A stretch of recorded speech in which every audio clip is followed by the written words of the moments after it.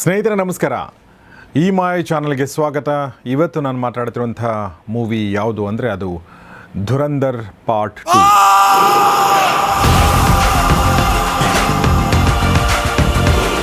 ಧುರಂಧರ್ cinema part 1 ನೀವು ನೋಡಿರಬಹುದು.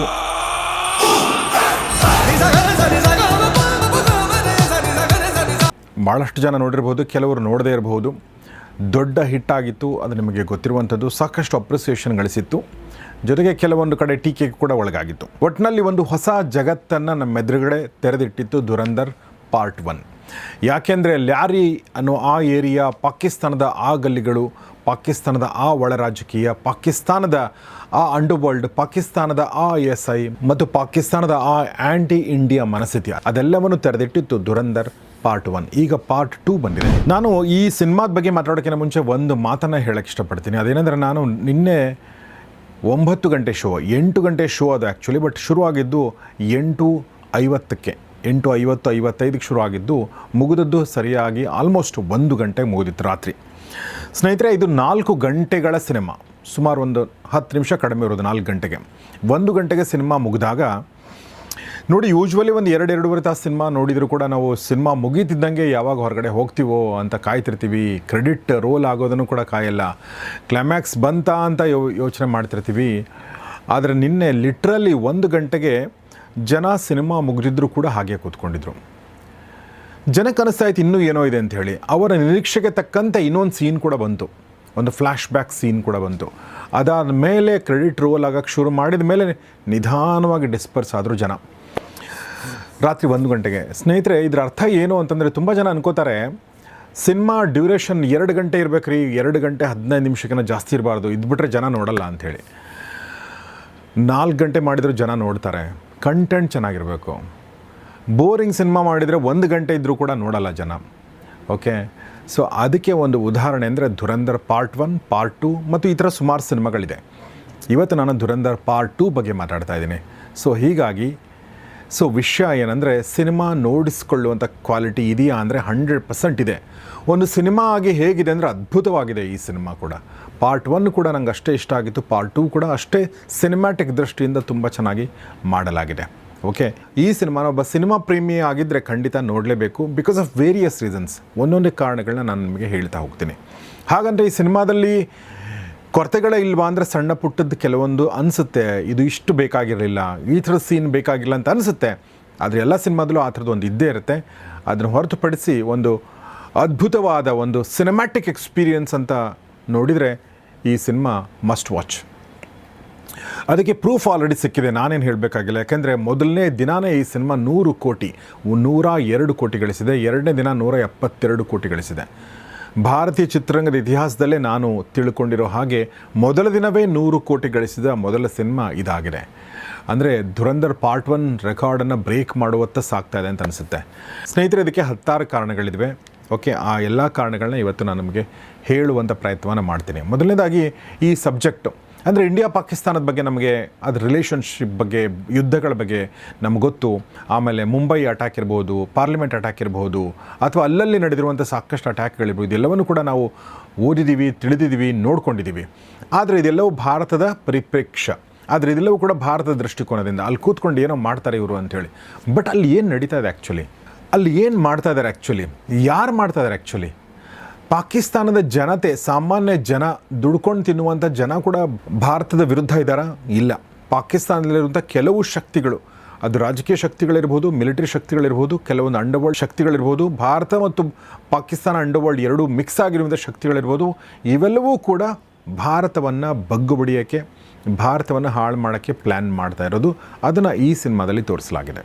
ಸ್ನೇಹಿತರೆ, ಈ ಸಿನಿಮಾದಲ್ಲಿ ಒಂದು ತುಂಬ ವಿಶೇಷತೆಗಳ ಜೊತೆಗೆ ಒಂದು ವಿಶೇಷತೆ ಅಂದರೆ, ನಾನು ಈಗಾಗಲೇ ಹೇಳಿರುವಾಗೆ ಮುಂಬೈ ಮೇಲೆ ಅಟ್ಯಾಕ್ ನಡೆದಾಗ ಅದ್ರ ಹಿಂದೆ ಏನು ನಡೆದಿತ್ತು ಅನ್ನೋದು ನೋಡಿದ್ದೀವಿ. ಈ ಸಿನಿಮಾದಲ್ಲಿ ನಾವು ನೋಟ್ಬಂದಿ, ಡಿಮಾನಿಟೈಸೇಷನ್ ಏನು ನಡೀತಲ್ವ ಭಾರತದಲ್ಲಿ, ಆ ಒಂದು ಡಿಮಾನಿಟೈಸೇಷನ್ 2016ನೇ ಇಸ್ವಿನಲ್ಲಿ ನಡೆದದ್ದು. ಅದು ನಡೆದಾಗ ಪಾಕಿಸ್ತಾನದಲ್ಲಿ ಏನಾಗ್ತಾ ಇತ್ತು, ಯಾರಿಗೆ ಚೆಕ್ ಕೊಡೋಕ್ಕೆ ಇದನ್ನು ಮಾಡಲಾಗಿತ್ತು ಅನ್ನೋದನ್ನು ಈ ಸಿನಿಮಾದಲ್ಲಿ ತೋರಿಸಲಾಗಿದೆ. ಹಾಗಂತ ಈ ಸಿನಿಮಾದಲ್ಲಿ ಬಂದಿರೋದೆಲ್ಲವೂ ಸತ್ಯ ಘಟನೆಗಳ ಆಧರಿಸಿ ಮಾಡಿದ್ದಾರೆ ಅಂತ ನಾನು ಹೇಳ್ತಾ ಇಲ್ಲ.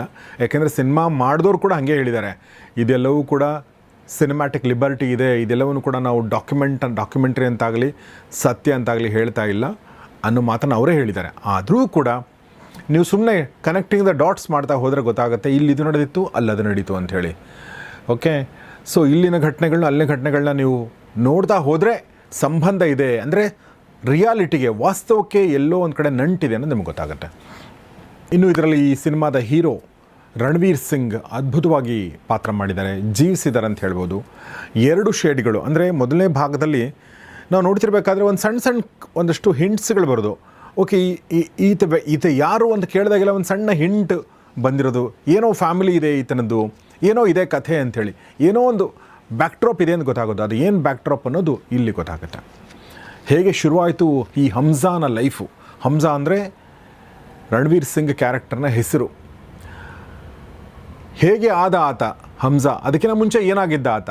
ಜಸ್ಕಿರತ್ ಆಗಿದ್ದ, ಪಂಜಾಬಿನ ಒಂದು ಹುಡುಗ, ನಾರ್ಮಲ್ ಆರ್ಮಿಗೆ ಸೇರ್ಕೊಳ್ಬೇಕನ್ನೋ ಹುಡುಗ ಆಗಿದ್ದ.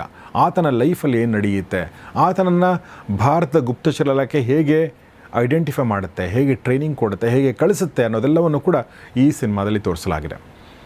ಓಕೆ, ಅದಾದ ಮೇಲೆ ಏನಾಗುತ್ತೆ ಅನ್ನೋದನ್ನು ನೀವು ಸಿನಿಮಾ ನೋಡಿಯೇ ನೀವು ತಿಳ್ಕೊಳ್ಳಿ. ನಾನು ಕಥೆ ಹೇಳೋಕ್ಕೆ ಇಲ್ಲಿ ಕೂತ್ಕೊಂಡಿಲ್ಲ. ಆದರೆ ರಣವೀರ್ ಸಿಂಗ್ ತುಂಬ ಅದ್ಭುತವಾಗಿ ಆ್ಯಕ್ಟ್ ಮಾಡಿದ್ದಾರೆ. ಅದ್ರ ಜೊತೆಗೆ ಅರ್ಜುನ್ ರಾಮ್ಪಾಲ್ ಕೂಡ ತುಂಬ ಚೆನ್ನಾಗಿ ಮಾಡಿದ್ದಾರೆ. ಆದರೆ ನನಗೆ ನಿಜವಾಗ್ಲೂ ಇಷ್ಟ ಆಗಿದ್ದು ಈ ಒಂದು ಸಿನಿಮಾದಲ್ಲಿ ಯಾರು ಅಂದರೆ ಅದು ರಾಕೇಶ್ ಬೇಡಿಯ ಪಾತ್ರ. ಪಾರ್ಟ್ 1 ಮತ್ತು ಪಾರ್ಟ್ 2 ಎರಡೂ ಕಡೆ ಇರುವಂಥ ರಾಕೇಶ್ ಬೇಡಿ ನೋಡಿ, ಇಷ್ಟು ವರ್ಷಗಳ ಕಾಲ ಕಾಮಿಡಿ ಮಾಡ್ಕೊಂಡು ಬಂದಂಥ ವ್ಯಕ್ತಿ. ಟಿ ವಿಗಳಲ್ಲೇ ನೋಡಿದ್ದೀವಿ, ಸಿನಿಮಾದಲ್ಲಿ ಅವ್ರನ್ನ ನೋಡೇ ಇಲ್ಲ. ಆದರೆ ಊರಿನಲ್ಲಿ ಒಂದೇ ಒಂದು ಸೀನ್ ಮಾಡ್ತಾರೆ ಅವರು. ಆ ಸೀನ್ ಮಾಡಿರೋ ರೀತಿ ನೋಡಿ ಆದಿತ್ಯ ಅವ್ರಿಗೆ ಹೇಳಿರ್ತಾರಂತೆ, ನೀವು ತುಂಬ ಚೆನ್ನಾಗಿ ಮಾಡಿದ್ರಿ, ನಾನು ಮುಂದೊಂದಿನ ನಿಮಗೆ ಅವಕಾಶ ಕೊಡ್ತೀನಿ ಅಂಥೇಳಿ.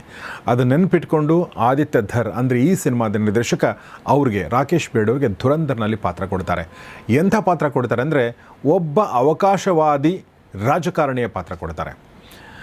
ಒಬ್ಬ ಚೀಟ್ ಮಾಡುವಂಥ ಒಬ್ಬ ರಾಜಕಾರಣಿಯ ಪಾತ್ರ ಕೊಡ್ತಾರೆ.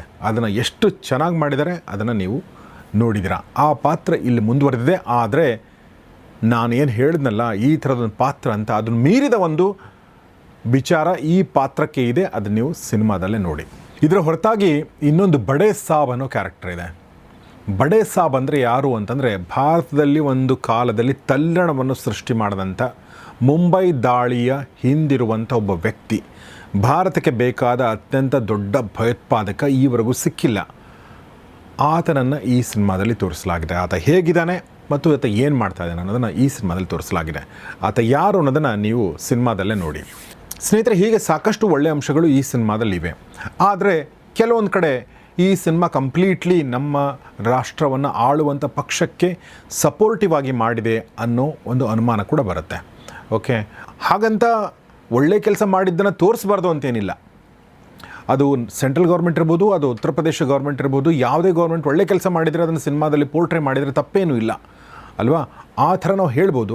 ಆದರೆ ಕೆಲವೊಂದು ಪಂಥೀಯರಿಗೆ ಇದು ಪ್ರೊಪಗ್ಯಾಂಡಾ ಸಿನಿಮಾ ಅಂತ ಅನಿಸ್ಬೋದು. ಅವ್ರು ಹೇಳೋದ್ರಲ್ಲಿ ಕಂಪ್ಲೀಟ್ ತಪ್ಪಿದೆ ಅಂತ ಕೂಡ ಹೇಳೋಕ್ಕಾಗಲ್ಲ. ಸೊ ಹಾಗೆ ರಿಯಾಲಿಟಿನ ಮತ್ತು ಕಲ್ಪನೆನ ಅತ್ಯಂತ ಹದವಾಗಿ ಮಿಶ್ರಣ ಮಾಡಿ ಈ ಸಿನಿಮಾನ ತಯಾರಿಸಲಾಗಿದೆ. ಆದರೆ ಎಲ್ಲಕ್ಕಿಂತ ಮುಖ್ಯವಾಗಿ ಇದರ ಸ್ಕ್ರೀನ್ ಪ್ಲೇ, ಇದನ್ನು ಹೇಳಿರುವಂಥ ರೀತಿ ಮತ್ತು ಕುತೂಹಲವನ್ನು ಕಟ್ಕೊಂಡಿರುವಂಥ ರೀತಿ ಇದೆಯಲ್ಲ, ಅದನ್ನು ಅಂದರೆ ಹಮ್ಜಾ ಕ್ಯಾರೆಕ್ಟರ್ ಹೇಗೆ ಒಂದು ಬಲಾಢ್ಯ ವ್ಯಕ್ತಿಯಾಗಿ ಪಾಕಿಸ್ತಾನದಲ್ಲಿ ಬೆಳಿತಾನೆ, ಪಾಕಿಸ್ತಾನದ ರಾಜಕಾರಣದಲ್ಲಿ ಕೂಡ ಹೇಗೆ ಆತ ಬೆಳಿತಾನೆ, ಓಕೆ, ಪ್ರಧಾನಮಂತ್ರಿಗೆ ಹೇಗೆ ಹತ್ತಿರ ಆಗ್ತಾನೆ ಅನ್ನೋದನ್ನು ತುಂಬ ಚೆನ್ನಾಗಿ ಹೇಳಲಾಗಿದೆ. ಆತ ಹೇಗೆ ಆಟ ಆಡ್ತಾನೆ ತನ್ನ ಜನರ ಜೊತೆಗೆ, ಉಜೈರ್ ಫಾರ್ ಎಕ್ಸಾಂಪಲ್, ಆತನ ಜೊತೆಗೆ ಹೇಗೆ ಆಟ ಆಡ್ತಾನೆ, ಇದೆಲ್ಲವನ್ನು ಕೂಡ ತುಂಬ ಚೆನ್ನಾಗಿ ಕಟ್ಕೊಡ್ಲಾಗಿದೆ. ಇದ್ರ ಜೊತೆಗೆ ಇನ್ನೊಂದಷ್ಟು ಸರ್ಪ್ರೈಸಿಂಗ್ ಎಲಿಮೆಂಟ್ಗಳು ಕೂಡ ಇವೆ. ಸೊ ಅದನ್ನೆಲ್ಲವನ್ನು ಕೂಡ ನೀವು ಸಿನಿಮಾದಲ್ಲಿಯೇ ನೋಡಿ ಅಂತ ಹೇಳ್ತಾ, ನಾನು ಈ ರಿವ್ಯೂನ ಮುಗಿಸೋಕ್ಕಿಂತ ಮುಂಚೆ ಒಂದಷ್ಟು ವಿಚಾರಗಳನ್ನ ಹೇಳ್ಬೇಕನ್ಸುತ್ತೆ. ಈ ಥರ ಸಿನಿಮಾಗಳು ನೋಡಿದಾಗ ರಿಯಾಲಿಟಿ ಎಷ್ಟು ಹತ್ತಿರ ಇರುತ್ತೋ ನಮಗೆ ಅಷ್ಟು ಇಷ್ಟ ಆಗುತ್ತೆ. ಅದನ್ನೇ ಸಿನಿಮ್ಯಾಟಿಕ್ ಲಿಬರ್ಟಿ ತೊಗೊಂಡು ನೀವು ಹೇಳೋದ್ರಲ್ಲಿ ಇನ್ನೂ ತಪ್ಪಿಲ್ಲ. ಆದರೆ ಕೆಲವೊಂದು ತುಂಬ ಫಾರ್ಫೆಚ್ಡ್, ಅಂದರೆ ತುಂಬ ಸಿನಿಮ್ಯಾಟಿಕ್ ಅನ್ನುವಂಥದ್ದು, ಅಯ್ಯೋ ಇದೆಲ್ಲ ರಿಯಲ್ ಲೈಫಲ್ಲಿ ಈ ಥರ ಆಗಲಿಕ್ಕೆ ಸಾಧ್ಯನೇ ಇಲ್ಲ ಅನ್ನುವಂಥ ಕೆಲವೊಂದು ಸೀನ್ಗಳನ್ನ ಮಿಕ್ಸ್ ಮಾಡಲಾಗಿದೆ. ಉದಾಹರಣೆಗೆ ಹಮ್ಜಾ ಒಂದ್ಸಲ ಎಸ್ಟಾಬ್ಲಿಷ್ ಆದಮೇಲೆ ಆತನ ಒಂದು ಬಿಲ್ಡಪ್ ಶಾಟ್ಗಳೇನಿದೆ ಅಲ್ವಾ, ಆ ಸೀನ್ಗಳೆಲ್ಲವೂ ಕೂಡ ಬೇಕಾಗಿರಲಿಲ್ಲ. ಅಕಸ್ಮಾತ್ ಅದು ಇಲ್ಲದೇ ಇದ್ದರೂ ಕೂಡ ನಡೀತಿತ್ತು, ಇನ್ನೂ ಒಂದಷ್ಟು ಇಷ್ಟ ಆಗ್ತಿತ್ತು ಆ್ಯಕ್ಚುಲಿ ಹೇಳಬೇಕಂದ್ರೆ. ಅಂಥ ಕೆಲವೊಂದು ಸಣ್ಣ ಅರೆಕೊರೆಗಳು. ಇನ್ನು ಕ್ಲೈಮ್ಯಾಕ್ಸ್ನಲ್ಲಿರುವಂಥ ಫೈಟು ಎಷ್ಟೊತ್ತಾದರೂ ಮುಗಿಯೋದೇ ಇಲ್ವಲ್ಲ ಅನ್ನೋಷ್ಟು ದೊಡ್ಡ ಫೈಟ್ ಇದೆ. ಹಾಗೆ ನೋಡಿದರೆ ತುಂಬ ಚೆನ್ನಾಗಿದೆ. ಬಟ್ ಸ್ಟಿಲ್ ತುಂಬ ಸುದೀರ್ಘ ಆಗಲಿಲ್ವಾ ಅಂತ ಅನಿಸೋ ಸಾಧ್ಯತೆ ಇದೆ. ಅಂಥ ಕೆಲವೊಂದು ವಿಚಾರಗಳನ್ನ ಬಿಟ್ಟರೆ ಸಿನಿಮಾ ತುಂಬ ಅದ್ಭುತವಾಗಿ ಮೂಡಿಬಂದಿದೆ. ಇನ್ನು ಅಜಿತ್ ದೋವಲ್ ಪಾತ್ರ ಮಾಡಿರುವಂಥ ಮಾಧವನ್ ಈ ಪಾತ್ರಕ್ಕೋಸ್ಕರನೇ ಹುಟ್ಟಿದ್ರ ಅನ್ನೋಷ್ಟು ಚೆನ್ನಾಗಿ ಮಾಡಿದ್ದಾರೆ. ಪಾರ್ಟ್ 1ಅಲ್ಲೂ ಹಾಗೆ ಮಾಡಿದ್ದಾರೆ, ಪಾರ್ಟ್ 2ನಲ್ಲೂ ಕೂಡ ಹಾಗೆ ಮಾಡಿದ್ದಾರೆ. ಇದು ಬೇಕಾಗಿತ್ತು ಅನ್ನೋ ಥರ ಆ ಸಿನಿಮಾನ ಮಾಡಿದ್ದಾರೆ. ಹೀಗೆ ಸುಮಾರು ಜನರ ಅದ್ಭುತವಾದ ಕಾಂಟ್ರಿಬ್ಯೂಷನ್ ಮೂಲಕ ಈ ಒಂದು ದುರಂಧರ್ ಪಾರ್ಟ್ 2 ರಿಲೀಸ್ ಆಗಿದೆ ಮತ್ತು ಹೌಸ್ಫುಲ್ ಓಡ್ತಾ ಇದೆ. ಆದರೆ ನನಗೆ ಮೊದಲ ಪಾರ್ಟ್ ಇಷ್ಟ ಆಯಿತಾ, ಸೆಕೆಂಡ್ ಪಾರ್ಟ್ ಇಷ್ಟ ಆಯಿತಾ ಅಂದರೆ ನಾನು ಫ್ರ್ಯಾಂಕ್ಲಿ ಮೊದಲನೇ ಪಾರ್ಟ್ ನಂಗೆ ತುಂಬ ಇಷ್ಟ ಆಯಿತು ಅಂತ ಹೇಳ್ತೀನಿ. ಈ ಸಿನಿಮಾ ಖಂಡಿತ ನೋಡಿ.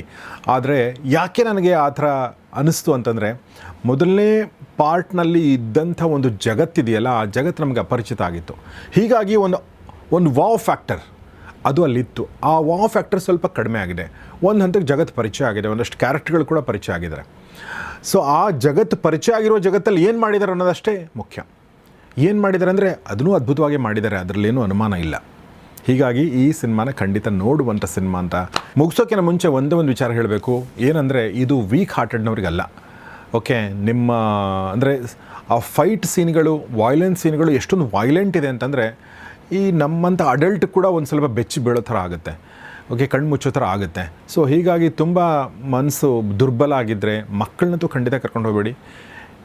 ತುಂಬ ವಯಸ್ಸಾದ ವ್ಯಕ್ತಿಗಳನ್ನ ಕರ್ಕೊಂಡು ಹೋಗೋದು ಬೇಡ, ಗರ್ಭಿಣಿ ಸ್ತ್ರೀಯರು ಹೋಗೋದು ಬೇಡ, ಅಥವಾ ಮಾನಸಿಕವಾಗಿ ಸ್ವಲ್ಪ ದುರ್ಬಲ ಇದ್ದರೂ ಖಂಡಿತ ಈ ಸಿನಿಮಾ ನೋಡಬಾರ್ದು ಅಂತ ನನಗನ್ಸುತ್ತೆ. ಥಿಯೇಟ್ರಲ್ಲಂತೂ ನೋಡಬಾರ್ದು.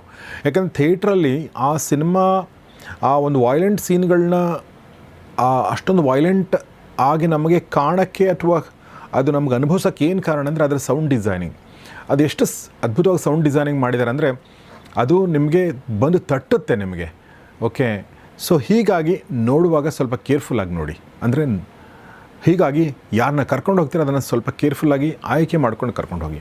ಅದರ್ವೈಸ್ ಸಿನಿಮಾ ದೃಷ್ಟಿಯಿಂದ ಇದು ಒಂದು ಅದ್ಭುತವಾದ ಸಿನಿಮಾ ಅಂತ ಹೇಳ್ತಾ ಇವತ್ತಿನ ರಿವ್ಯೂ ಮುಗಿಸ್ತಾ ಇದ್ದೀನಿ. ನಿಮ್ಮ ಅನಿಸಿಕೆಗಳನ್ನ ದಯವಿಟ್ಟು ಕಮೆಂಟ್ ಬಾಕ್ಸಲ್ಲಿ ತಿಳಿಸಿ. ನೋಡಿದರೆ ನಿಮಗೇನು ಅನ್ನಿಸ್ತು ಅಂತ ತಿಳಿಸಿ. ಓಕೆ, ನಿಮ್ಗೆ ಇಷ್ಟ ಆದರೂ ತಿಳಿಸಿ, ಇಷ್ಟ ಆಗದೇ ಇದ್ದರೂ ಕೂಡ ತಿಳಿಸಿ. ಏನು ಇಷ್ಟ ಆಯಿತು, ಏನು ಇಷ್ಟ ಆಗಲಿಲ್ಲ ಅದನ್ನು ತಿಳಿಸಿ. ನಮಗೂ ಒಂದಷ್ಟು ಹೊಸ ವಿಚಾರಗಳು ಕೂಡ ಗೊತ್ತಾಗ್ಬೋದು. ಸೊ ನೋಡ್ತಾರಿ. ಈ ಮಾಯೆ. ನಮಸ್ಕಾರ.